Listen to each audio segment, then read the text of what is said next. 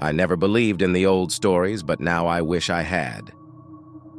Encounter 1. The Whispering Pines.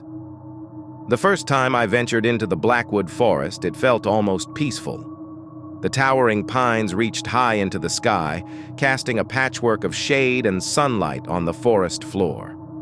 There was something serene about the sound of the wind as it whistled through the trees. But beneath that peace, there was an undercurrent I couldn't shake. It was in the stillness, in the way the birds fell silent as I approached. That day, the path was easy to follow, a worn trail that had been walked by hundreds before me. I was alone, but I didn't feel alone, not entirely. At first, it was small things, shadows shifting just out of sight, branches snapping far too close for comfort. I told myself it was just the forest. It had a life of its own, and I was merely a visitor. But then I heard it, the whispering. It was soft at first, like the wind was trying to tell me something. But as I pressed on, the words grew louder, though I couldn't make out what they were saying. The voices swirled around me, coming from every direction, yet no one was there. My pace quickened, but the faster I walked, the closer the whispers came. By the time I reached the clearing, my heart was racing. The air was different here, thicker, almost suffocating. In the middle of the clearing stood a lone tree, its bark covered in strange, spiraling symbols.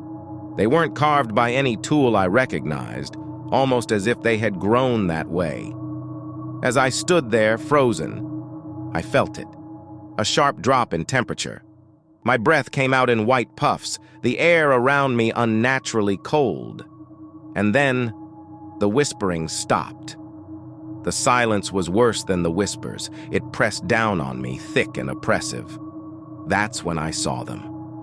In the shadows of the trees, figures, tall, gaunt, and watching. They didn't move, didn't make a sound. But I knew somehow they were waiting.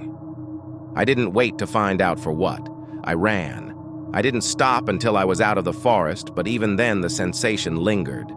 I could still feel their eyes on me, the cold creeping up my spine.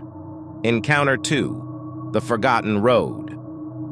They call it the Lost Trail, an old dirt road that winds deep into the heart of the wilderness, where few dare to go. The locals told us not to take it, but we were tourists, seeking adventure and something more than the usual guided paths. So, we ignored their warnings and set out at dusk, hoping to catch the sunset over the valley. At first, the road was just that, a road. But as the trees grew denser, the sun began to disappear quicker than we'd expected. The woods felt alive, the shadows stretching longer, almost reaching out toward us as we walked. The wind died down, and the only sound was the crunch of our boots on the gravel. Then, without warning, the road ended. One moment we were walking along a clear path, and the next it was gone, swallowed by the forest.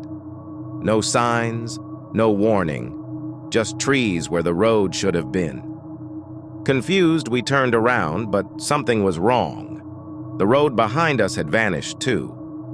We were trapped, surrounded by dense forest, with no way forward and no way back. Panic set in, and that's when we heard it.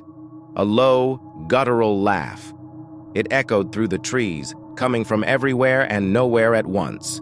We spun around, but the woods were empty, or so we thought. There, just beyond the edge of the trees, stood a figure. It was tall, impossibly tall, its limbs unnaturally long. Its face was obscured by the shadows, but I could feel its eyes boring into us.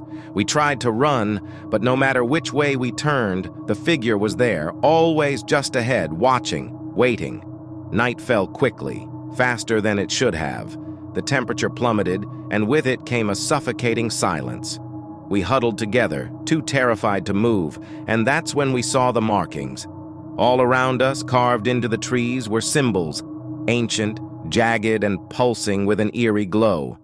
They reminded me of the stories I'd heard of ancient rituals, forbidden paths, and the spirits that guard them. By morning, we found our way back to civilization, though none of us could explain how. The road had reappeared as mysteriously as it had vanished, but something had changed.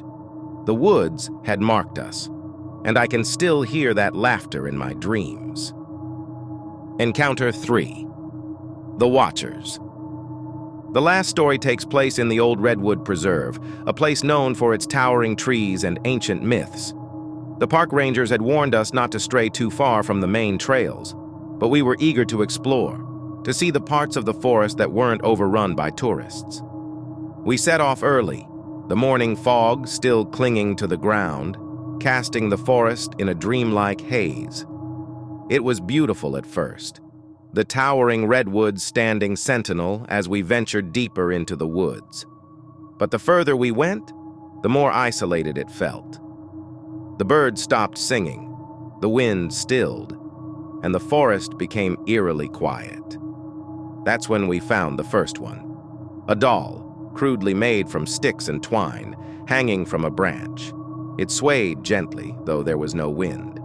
We laughed it off, thinking it was some prank, but as we continued, more appeared. Dozens of them, hanging from the trees, staring down at us with empty, eyeless faces. Unease settled over us, and we decided it was time to turn back. But no matter how far we walked, the path never led us back to the trail. The trees seemed to shift around us, guiding us deeper into the forest instead of out. And then, we saw them. Figures, standing among the trees. At first I thought they were people, but as they drew closer, I realized they weren't human. Their limbs were too long, their faces too distorted, their movements unnatural. They watched us, their heads tilted at odd angles, as if curious about what we were. We ran. But no matter how fast we moved, the figures followed, always just out of sight, always watching. The dolls swayed in the trees, mocking us, their empty faces seeming to leer as we passed. By the time we stumbled out of the forest, we were shaking, our breaths ragged. We never spoke of what we saw, not fully, but I know we all felt it. The forest hadn't let us go. It had simply allowed us to leave, for now.